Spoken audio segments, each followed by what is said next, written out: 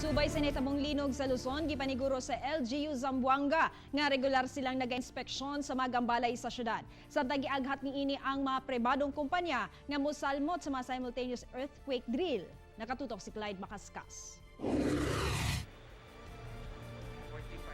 Gipaniguro sa lokal nga kagamhanan sa Zamboanga City nga regular ang ilang pag-inspeksyon sa mga establishmento alang na usab sa kaluwasan sa publiko, ilabi na sa mga kalamidad sama sa linog. 11 stories ang pinakataas nga gambalay sa syudad ug adunay mga karaang building nga na-inspeksyon tanan sa building division sa Zamboanga City Engineers Office. Hasta mga eskwelahan, universidad, ospital o mga government o private structure ang ilang ginabisita.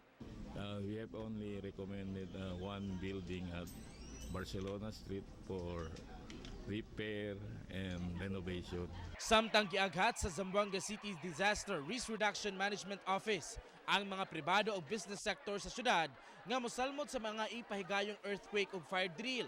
Sagad sa mga eskwelahan lamang o mga opisina sa gobyerno ang gasagarang moapil sa ilang ilusad nga simultaneous earthquake drill. Busa kulang gayud kuno sa kahibalo sa angay buhato ng mga empleyado sa mga business establishment sa mismong sentro sa syudad panahon nga dunay kalamidad ilabi pa sa linog ug sunog. I would really encourage the barangays, of course the business establishment, to really practice the protocols that were established insofar as addressing earthquakes. Yung mga simulations, yung mga evacuation drills, it should really be part already of their regular regimen, as I say, no?